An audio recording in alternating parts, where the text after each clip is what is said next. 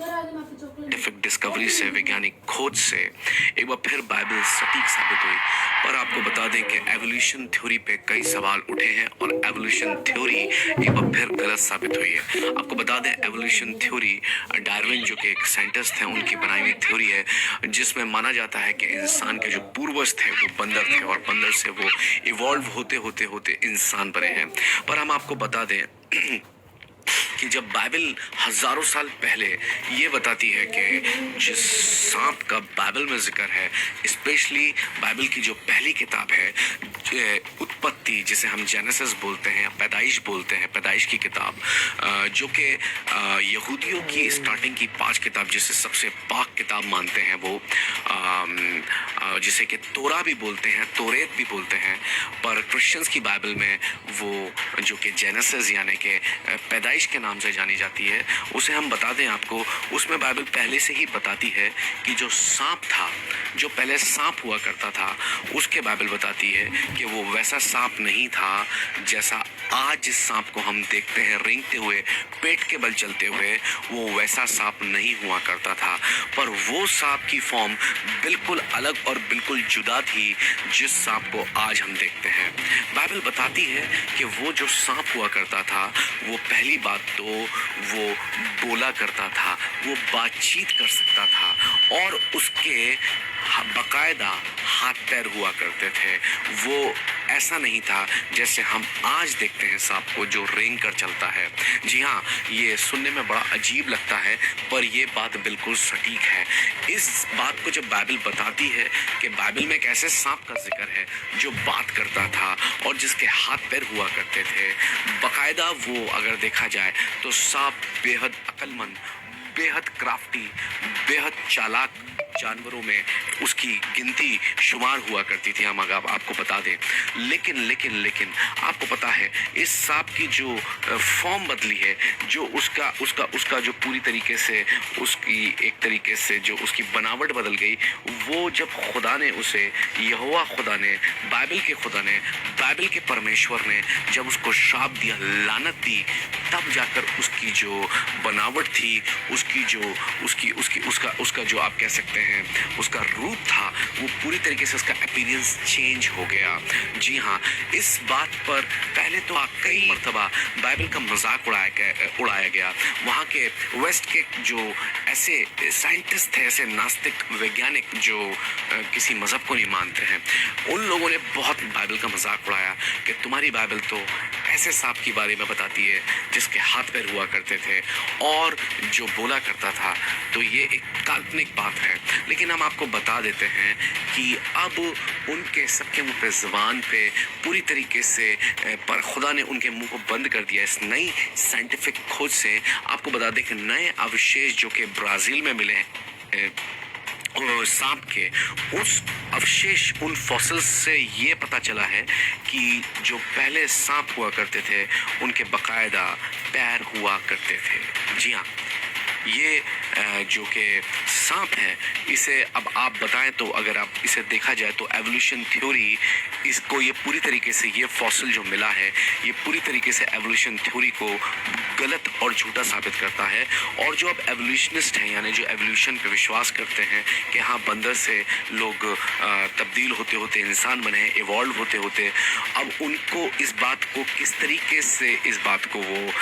गलत साबित करें, झूठा साबित करें, अपनी सफाई दें, उनके पास इस वक्त कोई ख़ास या अच्छा बहाना नहीं है। तो मैं आपको बता दूं, एवोल्यूशनिस्ट ने ये दावा किया था कि सांपों के पूर्वज जो हैं वो मैरिन लिजर्ड होते हैं, यानी हम कह सकते हैं छिपकलियां, उनमें से इवॉल्व होते होते सांप बने हैं।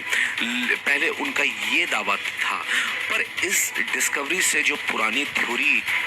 जो थी एवोल्यूशनिस्ट की, यानी कि सांप पहले जो उनके पूर्वज थे वो मैरिन लिजर्ड थे, वो पूरी तरीके से कूड़ा साबित हो गई है। क्योंकि अब आपको बता दें कि वो अब इस बारे में अपनी नई सफाई दे रहे हैं और वो ये कह रहे हैं कि शायद उनका ये जो विकास या इनका जो एवोल्यूशन हुआ है वो बुर रोविंग यानी छोटे जानवरों के द्वारा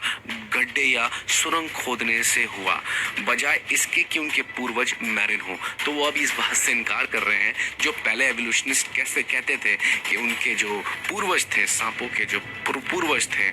वो कौन थे, वो मैरन लिजर्ड थे। पर अब वो कह रहे हैं नहीं, ऐसा नहीं है, शायद ऐसा होगा कि जो छोटे जानवर गड्ढा खोदते हैं वो होंगे उनके पूर्वज। तो आप समझ रहे हैं कि किस तरीके से अब उन्हें भी समझ में नहीं आ रहा वो अपनी किस तरीके से सफाई दें। और आपको बता दूं, साइंटिस्ट को ये बात हजम नहीं है और कि सांप ज़मीनी जानवर होते थे, ज़मीनी प्राणी होते थे, उसके बावजूद उनका जो विकास यानी उनका जो एवोल्यूशन हुआ है, आप समझ रहे हैं इस बात को, उनका जो एवोल्यूशन हुआ है वो विकास के दौरान अपने पैर कैसे खो सकते हैं। क्योंकि जब विकास होता है, जब इवॉल्व होती है चीज़, तो वो डेवलप होती है, यानी कि वो चीज़ में अपग्रेड होगा, ना कि क्या होगा, वो चीज़ किस चीज़ में होगी, डिग्रेड होगी, यानी कि वो चीज़ कोई खोएगी नहीं, पर उसमें उस चीज़ के क्या होंगे, वो और ज़्यादा विकसित होती जाएगी, वो और ज़्यादा शार्प होती जाएगी। तो ये एवोल्यूशन को गलत साबित करती है एक बार फिर, क्योंकि अगर पहले के सांप में पैर थे तो वो पैर और ज़्यादा डेवलप होने चाहिए थे, आप समझ रहे हैं इस बात को, पर वो पैर खो नहीं सकते डेवलपमेंट में, यानी कि इवॉल्व होने में। तो अब जो कि एवोल्यूशनिस्ट हैं जो उन्हें अब बाइबल से सहमत होना पड़ रहा है फाइनली कि आज के जो सांप हैं, ठीक है ना, वो उनके जो पूर्वज थे वो चौपाई जानवर हुआ करते थे, यानी उनके पैर हुआ करते थे उनके। और इस सांप को टेट्राफोडोफिस एमेलेक्टस नाम दिया गया है। और ये खोज ज़ोरदार तरीके से ये साबित करती है कि सांपों का विकास जो हुआ है, यानी उनका एवोल्यूशन जो हुआ है, वो टेरेस्ट्रियल यानी कि वो जानवर जो ज़मीन पे रहते थे उन लिजर्ड से हुआ है, ना कि उनसे जो समुंदर से हुए। क्योंकि पहले एवोल्यूशनिस्ट जो थे वो इसी बात को बोला करते थे, आप समझिएगा इस बात को। और स्केप्टिक्स ने जो उत्पत्ति 3:14 यानी बाइबल की जो किताब जेनेसिस है, इंग्लिश में, हिंदी में उत्पत्ति और उर्दू में पैदाइश बोलते हैं, जो कि यहूदियों की स्टार्टिंग की जो 5 किताबें जिन्हें हम तौरात बोलते हैं, उसमें अगर हम देखते हैं तो अगर आप थर्ड चैप्टर उसकी 14th वर्स को पढ़ेंगे तो आप उसे सर्च कर सकते हैं, चाहे तो उत्पत्ति या फिर जेनेसिस डालकर उसका थर्ड चैप्टर और उसकी 14th वर्स को देख सकते हैं। तो वहाँ बाइबल बताती है कि जो यहोवा खुदा यानी बाइबल के परमेश्वर का नाम, जितने भी बाइबल के नबी या भविष्यवक्ता हुए हैं, पैगंबर हुए, वो खुदा को यहोवा ही बोलते थे। और जो यहोवा खुदा थे, यहोवा परमेश्वर, यानी उन्होंने जब सांप से कहा, क्योंकि सांप ने जो फॉरबिडन फ्रूट था, ठीक है ना, वो जब हवा को खिलाया, जो आदम की बीवी थी हवा, जब उनको खिलाया है फॉरबिडन फ्रूट, तो ये लानत यानी ये श्राप परमेश्वर ने, खुदा ने किसको दिया, सांप को दिया। सांप के बाकायदा जो हाथ पैर हुआ करते थे और वो बहुत हद तक इंसान से मिलता जुलता था, बहुत हद तक वो इंसान की तरह दिखता था, आप याद रखिएगा। क्यों? क्योंकि सिर्फ उसके हाथ पैर नहीं हुआ करते थे, पर उस सांप के याद रखिएगा वो बोल भी बहुत अच्छा सकता था। जी हाँ, क्योंकि बाइबल बताती है कि उसका बाकायदा कन्वर्सेशन, बातचीत हुई है किससे, हवा से, और उसने उसे भरमाया, उसे डिसीव किया। बड़ा ज़बरदस्त विजडम रखता था सांप, लोगों को भरमाने का क्राफ्टीनेस से भरा हुआ था, और यानी कि वो बहुत ज़्यादा मिलता जुलता था इंसान से बहुत मिलता जुलता था। उसी का उसने फ़ायदा उठाया और उसने हवा को वो फल खिलाया। वो फल पहली बात तो एप्पल नहीं था, वो बात कभी हम और करेंगे, पर अभी मैं आपको बताने की कोशिश ये कर रहा हूँ कि जब 3:14 पढ़ेंगे तब बाइबल बताती है, तब यहोवा परमेश्वर ने सांप से कहा, यहोवा खुदा ने सांप से कहा, तूने जो ये किया, यानी औरत को, यानी कि हवा को जो ये फल खिलवाया, तो इस वजह से अब तू क्या है, तू सबसे ज़्यादा शापित है। किन से शापित है पता है? किन से सबसे ज़्यादा तू लानती है? 2 जानवरों का जिक्र आया है, बनेले पशु यानी कि जो कि जानवर हो गए, जंगली जानवर हो गए, और एक घरेलू पशु यानी जो कैटल हो गए, उनसे ज़्यादा श्रापित तू है, क्योंकि अब तू रेंगेगा, यानी कि पेट के बल चलेगा। पेट के बल चलने की ये लानत उसे तब मिली, और तब उसके बाद जाके वो जो सांप, आप कह सकते हैं जो आज का सांप था वैसा नहीं, पहले था जैसा, वो उसके हाथ पैर चले गए और वो पूरी तरीके से एक कीड़े में तब्दील हो गया और वो पूरी तरीके से ज़मीन पर आ गया। ठीक है ना। और इस तरीके से सांप को ये लानत मिली और तब बाइबल बताती है कि सांप का जो रूप है, उसका जो अपीयरेंस है, तब जाके वो चेंज हुआ। तो अब साइंटिस्ट को, जो एवोल्यूशनिस्ट हैं, जो एवोल्यूशन पे आंख बंद करके विश्वास करते थे कि हाँ एवोल्यूशन बिल्कुल सही थ्योरी है, आज उनके पास इस चीज़ का जवाब नहीं है। क्योंकि पहले वो कुछ और बहाने देते थे कि किस तरीके से सांपों के पूर्वज मैरिन थे, मैरिन लिजर्ड थे, पर अब उन्हें ये कह रहे हैं नहीं नहीं ज़मीन पर रहने वाले थे। और पर सोच के देखिए, मूसा को इस चीज़ का रेवलेशन दिया, जो बाइबल के भविष्यवक्ता यानी नबी हुए हैं, बहुत बड़े प्रॉफिट हुए हैं, मोसेस, मूसा, उनको खुदा ने, सोच के देखिए, ये रेवलेशन पहले दे दिया, हजारों साल पहले दे दिया। मूसा को खुदा ने पहले ही बता दिया इस बात के बारे में, मोसेस को, प्रॉफिट मोसेस को, कि वाकई में जो वो सांप था वो ऐसा नहीं था, उसके हाथ पैर थे। यानी कि जब उसे लानत मिली है, तब जाकर वो क्या हुआ है, वो एक कीड़े में तब्दील हुआ है, जो कि हम आज जिस सांप के रूप को, जिस अपीयरेंस को हम देखते हैं। सोच के देखिए, मोसेस तो कोई फॉसिल साइंटिस्ट थे नहीं, उन्होंने कभी कोई अवशेष नहीं देखे, उनके पास कोई साइंस की डिग्री नहीं थी, वो कभी किसी हार्वर्ड यूनिवर्सिटी में पढ़ने नहीं गए, पर उन्हें कैसे पता चला कि वो सांप ऐसा नहीं था जो आज का सांप है। इसके पीछे एक ही चीज़ हो सकती है कि मूसा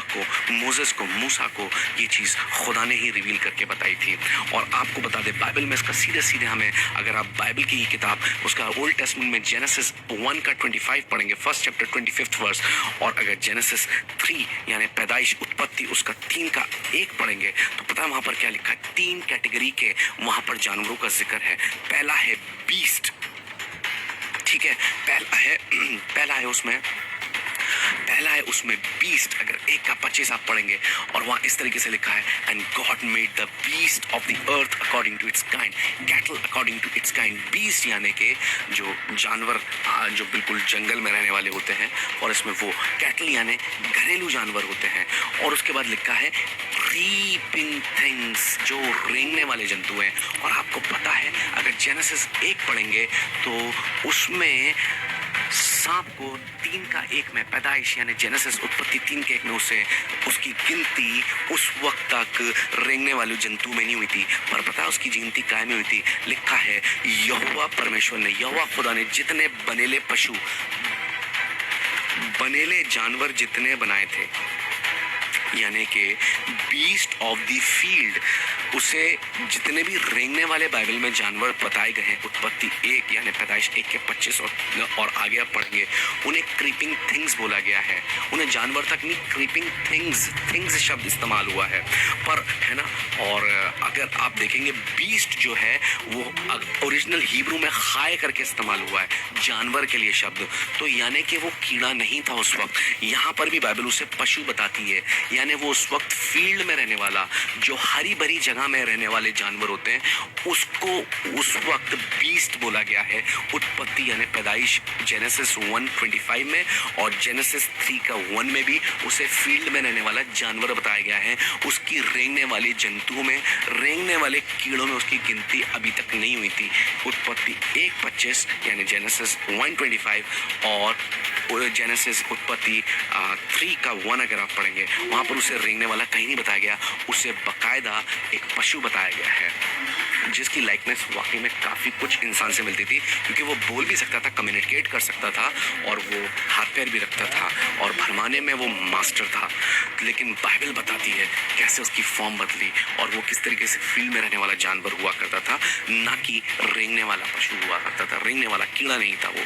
लेकिन बाइबल इस सच में से पर्दा हटाती है कि किस तरीके से उसे जब लानत दी, परमेश्वर ने उसे श्राप दिया, जब उस पर लानत आई, श्राप आया, कर्स आया, तब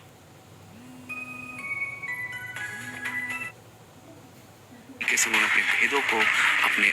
रेवलेशंस को अपने लोगों पर हजारों साल पहले जाहिर किया। साइंटिस्ट जिस चीज़ का मजाक बनाया करते थे बाइबल का, जिन सच्ची कहानियों का, आज उनके पास उन चीज़ों में अपनी तरीके से कोई दलील देने के लिए उनके पास कोई सटीक जवाब नहीं है, और उन्हें ना चाह के भी बाइबल से, वो एक साइंटिस्ट अलग हैं जो क्रिश्चियन साइंटिस्ट हैं, ऐसे बहुत साइंटिस्ट हैं, पर एक वो भी एक ग्रुप अलग है, एक ऐसी श्रेणी, कैटेगरी अलग है जो कि नास्तिक हैं। पर आज उनको ना चाह के भी बाइबल से सहमत होना पड़ रहा है कि हाँ, जो कहानी बाइबल में लिखी है